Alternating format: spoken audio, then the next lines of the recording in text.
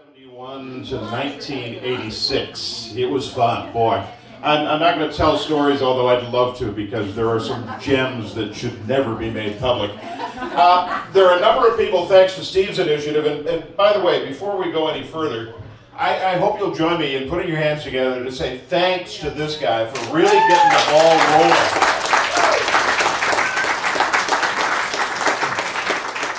Electronic media, social media fan that we are, we pay attention to the Facebooks of the thing.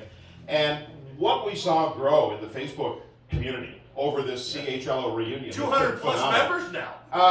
Yeah, 203. As a matter of fact, I had an old friend from Hamilton become member number 200, and now we're at 203, I think, this afternoon.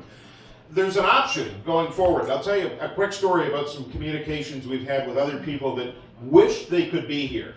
I had to do a little name dropping because there's a bunch of folks that have passed through the front doors, and I'm grateful to see so many of them here tonight. But let's go back in time, and who remembers an afternoon voice named Ron Fitzpatrick? I know Ron. Ron is working in Seajoy in Guelph right now, and he wished he could be here, but he's tied up doing a hockey broadcast with another guy named Larry Malott, who used to work here. There's a guy that is one of St. Thomas's claims to fame, unsung hero in a way, also a little bit on the notorious side, whose name is Bill Viggers. Now, there's a little recording. We spoke to Bill, thanks to the folks at My FM for donating a little studio time the other day. We got Bill on the phone. He's in Vancouver. If we had done this in good weather, like in the summer, and that's a whole other topic for discussion. Sign the book later on. Bill said he would have been here. But Bill goes back, and Bill's claim to fame is that he became a guy from St. Thomas who went on to eventually be the guy that Robert Duvall played the part of Bill Viggers in the motion picture, The Terry Fox Story. Bill was instrumental in the Terry Fox Marathon of Hope, and there's a little recording that Bill and I put together yesterday, and let's see if we can share it. I sure wish I was at the Midtown Tavern tonight, where it's a probably balmy 18 degrees outside. Anyway, it's amazing CHLO and the history and the people that came out of there and my memories. Last night I wrote down names like Harold Parrish and Hal Weaver and J. Robert Wood and Tom Lodge and Michael J. Wilson. And by the way, I'll never forget the time that I was with Paul Skian and he gets a call that two of his jocks have just been arrested because there's a peace sign and they're smoking dope on East Street. Rick Gervin and my mother, Bill Catalano, I remember I had to lie and go testify at his divorce trial. But it's amazing the number of people that came out of CHLO and went on to such great things. And I can't tell you how good the grounding and the teaching was for me personally at CHLO. And as you probably know, I went on to help Terry Fox in 1980, and without radio and without the things that I learned at radio, everything from the remote to the immediacy of getting people, Terry's journey would not have become what it was, because in those days, 1980, there was no internet, there was no cell phones. You went to a payphone booth and you called the radio station and the guy put you on the air. And it was radio that played a role in the success of Terry Fox's Marathon of Hope. And I'm proud of my involvement there, but I'm proud that CHLO provided me with the knowledge and the groundwork and the experience that I could use at a time when it was really required. And I hope you guys all having a great time, great memories, and I want to apologize to Tommy Young for siphoning the gas out of his car while he was doing a call-in show. And I want to thank Wayne Mounier for coming over and doing a clip so that we could drive up and down between St. Thomas and Port Stanley, picking up hitchhikers and putting the cassette in to escapees from the Penitang Machine Hospital for the Criminally Insane are believed to be in the St. Thomas area. We picked up hitchhikers and played that. It's a long story, but it was funny. Have a great time, guys. That is an absolutely true story that Bill reveals. He did not go on to tell you, however, about the one hitchhiker that took that fake newscast so seriously, he jumped out of the car. Right down Highway 4. What do you do? There were some other characters that passed through, and one of the best times in my life was working with a guy who, well, we did a two-voice morning show. It became a hot thing to have two announcers for the price of one. Literally, if you ever worked in radio, you know that's the way it worked. 2 for 1. But I had the privilege and the honor of working with Dick Williams for about 4 years, and we did Williams and Williams together. And Dick is in sunny Key West right now, but he sends his love and his slightly twisted and warped sense of humor in a special recording.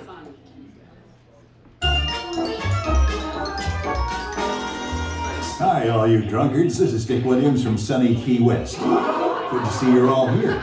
People always say, don't you miss those St. Thomas winters? Yep, I do. Every chance I get. Got some CHLO stories in my new book called A DJ's Spin.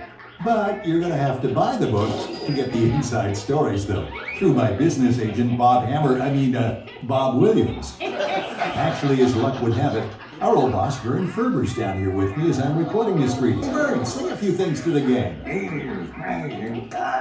Let's have a meeting. Got a minute? Come here. You know, as I said to Graham Carr, my galloping gourmet, when we were on Swiss Family Robinson, Well, it used to be swinging 68, and now the swing sounds like this. All the best to all of you. I'll swing back a margarita with you sometime.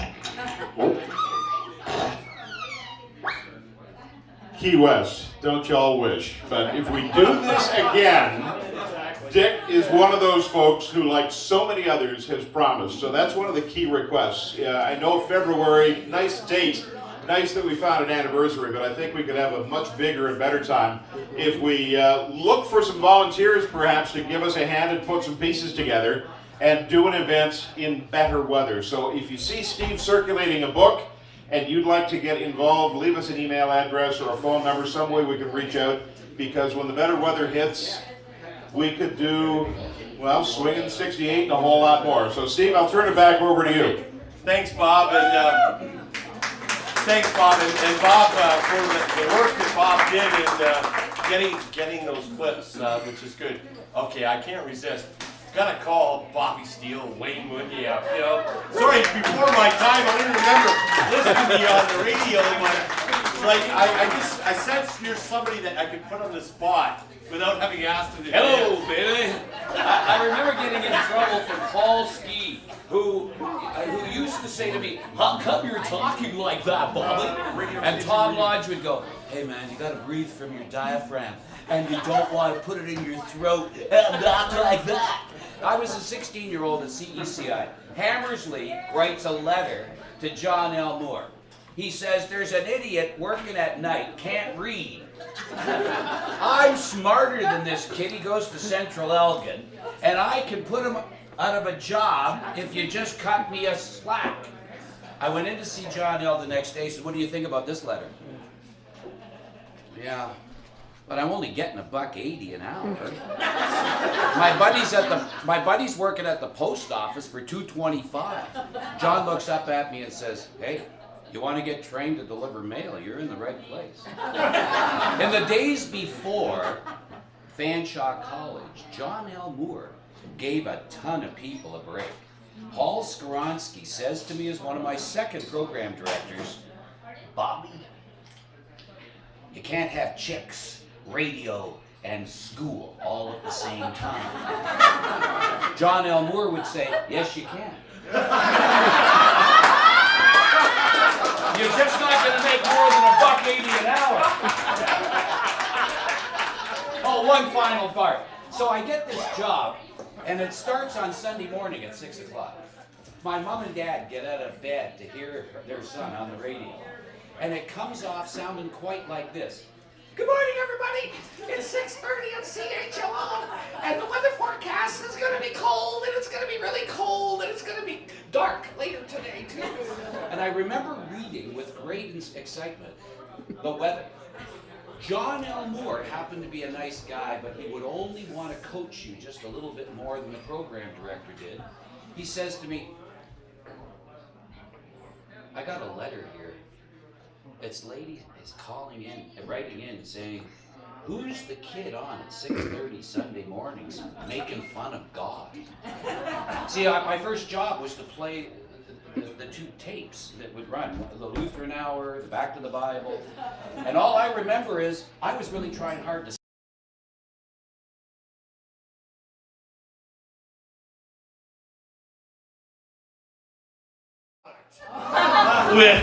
with somebody named Dave Mickey, who goes on to become this guy named Dave Marsden, who's like this king of rock and roll DJs in Canada. Is inducted into the Broadcasting Hall of Fame along with Paul Ski, which is really cool. And there's so many. I think that's one of the great stories about CHLO.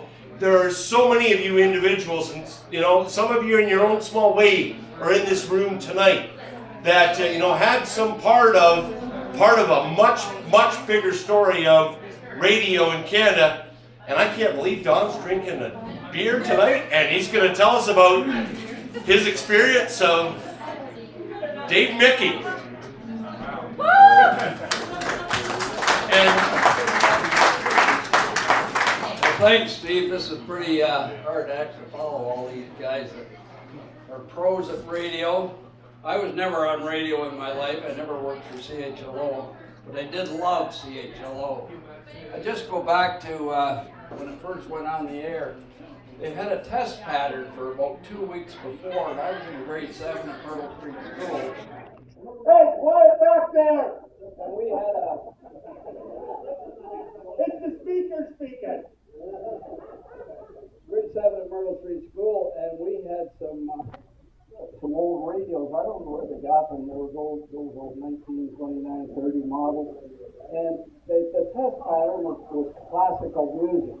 But you know, when we were listening to that prior to the opening of the station, official opening, it was just miraculous.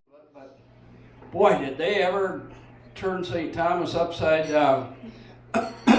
Now to get to Dave Mickey, by the time Dave Mickey hit St. Thomas, that music was right out of my life. I did not like that music. But I realized what an impact that he had on the kids of St. Thomas in this area.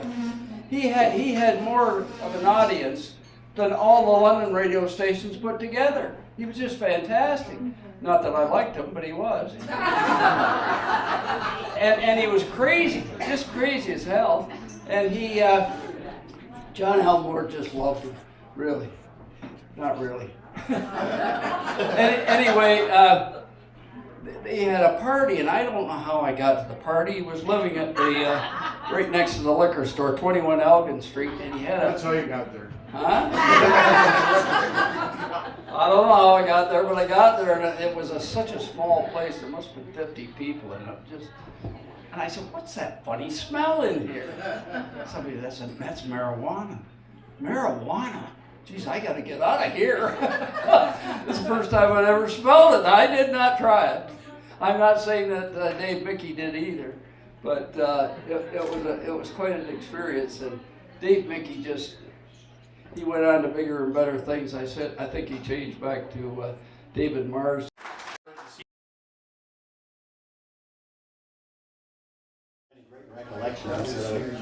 tell us why you're here and who you are. I'm one of the oldies. Okay, well, you got to tell everybody else because we don't all know that. My name is Lyle Cameron.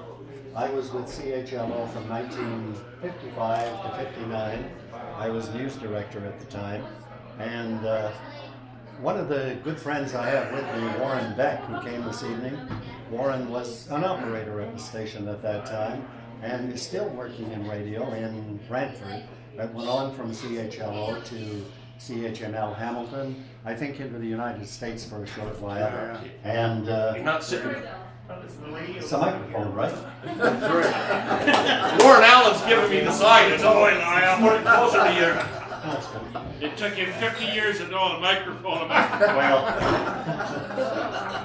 I have to say I did not work too long in radio. I worked in radio and then in television news for several years. But I left radio and television in 1974 and worked for 30 some odd years in Ottawa with the federal government in public relations, public information. But I've long had a great affinity with St. Thomas because I married a St. Thomas gal. And that's what's brought me back here in retirement. Good for you.